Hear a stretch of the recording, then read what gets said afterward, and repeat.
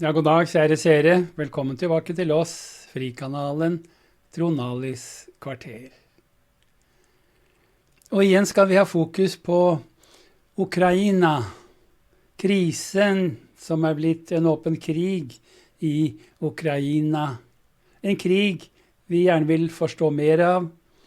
Hva er bakgrunnen for krigen? Historien som har ført frem til denne konflikt og krig?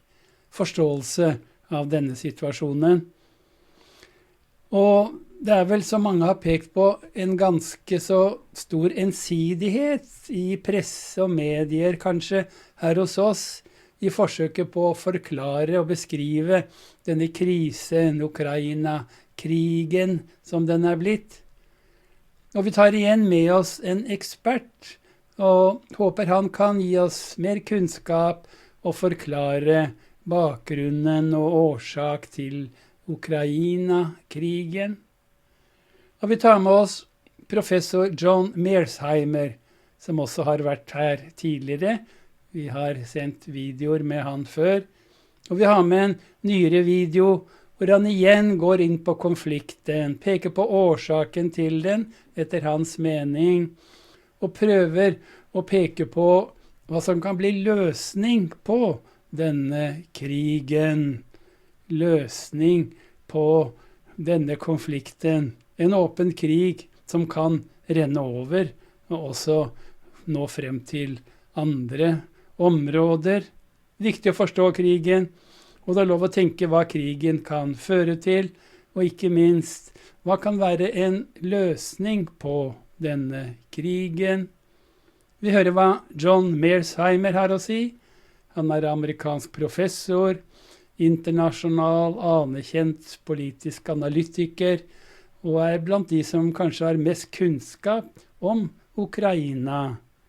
Så John Mearsheimer, vi hører hva han har å si.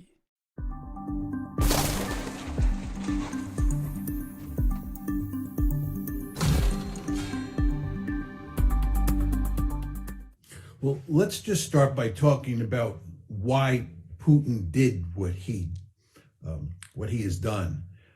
My view all along has been that this crisis, which now is an actual war, is all about the West's efforts to make Ukraine a Western bulwark on Russia's borders. It all started back in April 2008 at the NATO summit in Bucharest, where NATO announced that Ukraine and Georgia would become members of NATO at some point. The Russians, and Putin in particular, made it unequivocally clear at that time that this was crossing a red line. This was unacceptable. This represented an existential threat to Russia. They made that very clear. The crisis broke out on February 22nd, 2014. And the West responded by doubling down. And when President Biden moved into the White House in January of 2021, he went further than the Trump administration did in backing Ukraine. And we, in effect, were crossing a red line. We were presenting an existential threat to the Russians. And the Russians made this unequivocally clear to us, and we continued to double down. And the end result is, on February 24th of this year, Putin invaded Ukraine. Now, many people say that Putin invaded Ukraine because he wants to conquer Ukraine and integrate it into a greater Russia. He's interested in recreating the Soviet Union. This is nonsense. There's no evidence to support that. This is all about NATO expansion and, more generally, the West's efforts to make Ukraine a bulwark, a Western bulwark on Russia's borders. Well, it's very hard to say because this war has not played itself out yet. There's no question that he was pursuing what I would call a limited aim strategy. He wanted to conquer some territory in Ukraine, mainly in the east, and he was interested in either regime change or getting the existing regime to change its policy with regard to joining NATO or joining the West. There's no question that the Russian military forces have run into a buzzsaw with the Ukrainians. And this is because NATO, and especially the United States, has been supporting Ukraine all along and trying to turn Ukraine into a de facto member of NATO. That's why Ukraine has performed so well on the battlefield. So the Russians have had their hands full, but the Russians are doubling down now, and where this all leads is very hard to say. And you just want to remember, the Russians view what's happening in Ukraine as an existential threat. And if the Russians lose in Ukraine, and at the same time the West succeeds at strangling the Russian economy, there will be very powerful pressures brought to bear on Putin to escalate the crisis, to possibly use nuclear weapons. Now, I want to be very clear. I'm not making the argument that that is likely. I'm just saying that is a real possibility. You want to remember, Putin views this set of events that's taking place in Ukraine as an existential threat. And when states face existential threats, the historical record is very clear here. They pursue risky policies. So I think we're in dangerous waters here because it's not clear the Russians are going to prevail. Well, it's hard to say definitively where the red line is, but it's very clear that if the Ukrainian military does very well against the Russian military in the upcoming offensive that the Russians are going to launch in eastern Ukraine, and the Russian forces are really being clobbered by all these Ukrainian drones and Javelin missiles and so forth and so on, and that all this Western intelligence that's being provided to the Ukrainians is a huge force multiplier. If the Russian military begins to fall apart, I think you're then going to be in a very dangerous situation. And if at the same time the Russian economy is really beginning to hurt and is even on the verge of collapsing, I think at that point, the Russians will think very seriously about trying to rescue the situation with nuclear weapons. Again, I'm not saying that's likely, but I believe the West is playing with fire here. And more importantly, what we're doing is we're leading Ukraine down the path to destruction. I mean, if you look at what's happening in Ukraine, this is a catastrophe. And I've argued from the beginning, right? I argued back in the early 1990s. I was virtually the only person in the West who argued that Ukraine should keep its nuclear weapons, because I said there was always a possibility that someday the Russians would come knocking, and those nuclear weapons would be an excellent deterrent, as every Indian watching this show fully understands. But the West foolishly made Ukraine give up its nuclear weapons. Then the West foolishly led Ukraine to poke the Russian bear in the eye with NATO expansion, causing this crisis. And then once the crisis broke out, the West pushed Ukraine to double down, and the West itself doubled down, and the end result is Ukraine is getting wrecked. I don't think so. I think, first of all, the Russian army has not performed well at all. And it's hard to believe that that's going to change overnight just because they put a new general in charge. It could gradually change over a process of months, but I don't see an overnight change. The other thing is, if the Russian military does well against the Ukrainians, the Americans will go to great lengths, as will the Europeans, West Europeans and East Europeans, to help the Ukrainians rescue the situation. You want to remember that we're in a situation here where the Russians feel that they can't lose. And the Americans and their European allies feel that they can't lose. It would be a humiliating defeat for the United States, and especially for President Biden, if we were to lose this war and Russia was to win a great victory. So we will go to great lengths to keep Ukraine fighting. You know, as I've often said, we're going to fight to the last Ukrainian. And the Russians are going to fight like crazy to make sure that they don't lose. So the question you have to ask yourself is, where does this all end? And to argue it's likely to end by May 9th, I don't think so. And in fact, there are a number of reasonable people in the United States and in Western Europe who are arguing that this war is likely to go on for years. It may go on at a lower level than it's now going on, but this war could go on for many years. And if you ask me, this is a prescription for disaster, because the potential for an accident or some sort of incident that brings the West into the fight, or creates a situation where nuclear weapons are used, is always there. And a war that's long facilitates big trouble.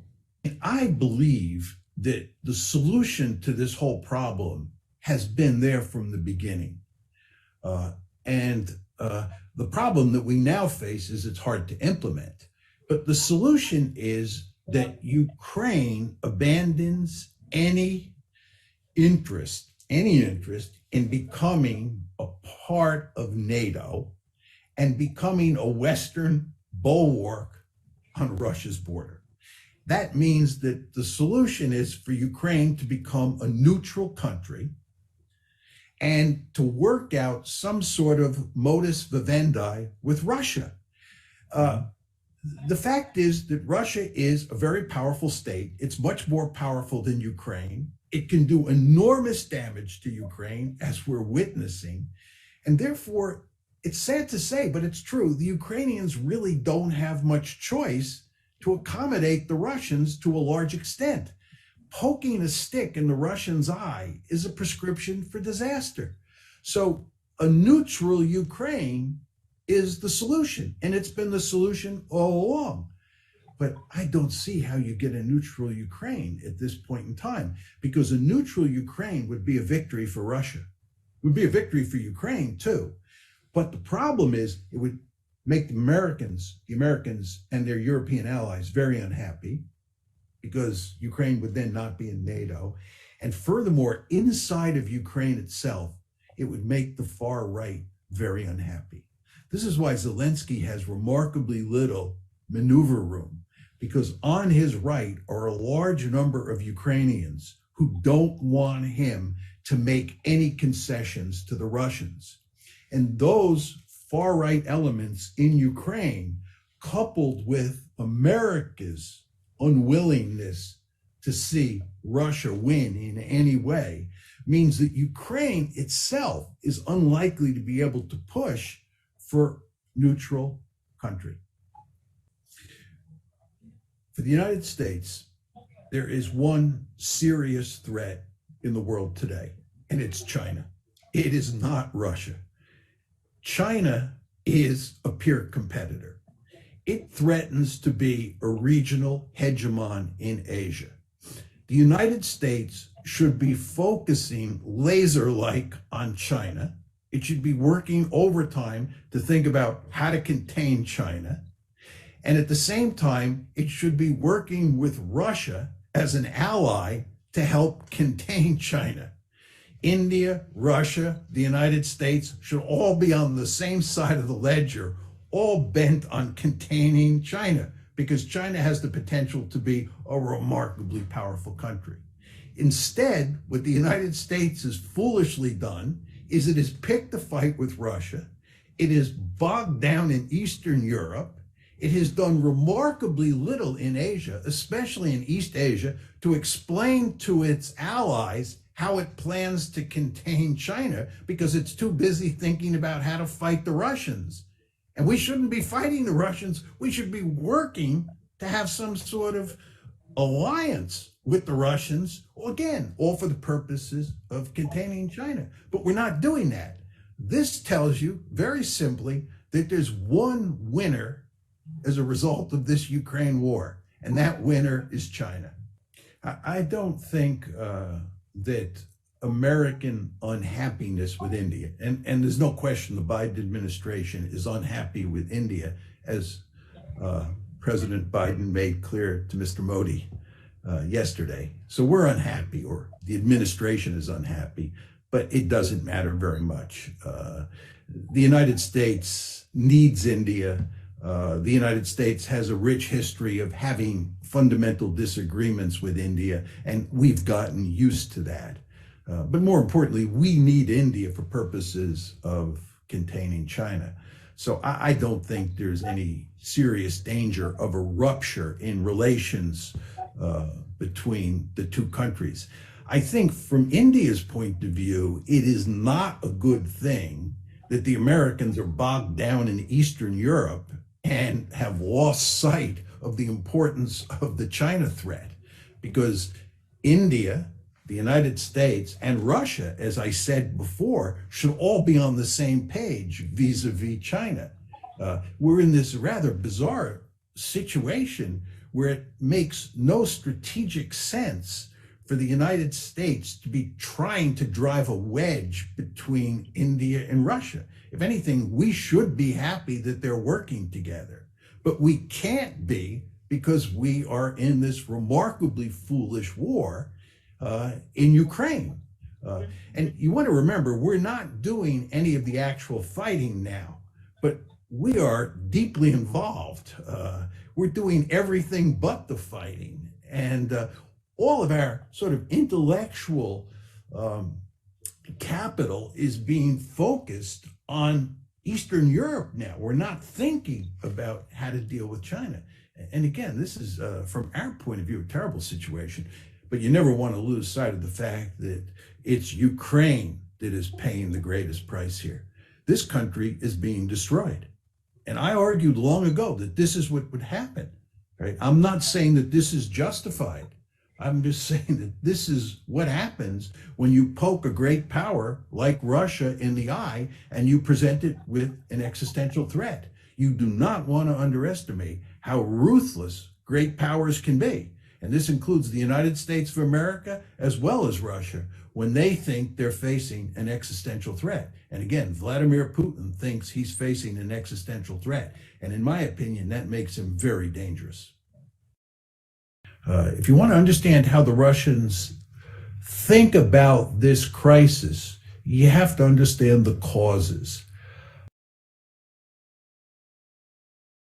Ja, kjære seere, dette var innspill, kommentarer, vurderinger fra professor John Mearsheimer.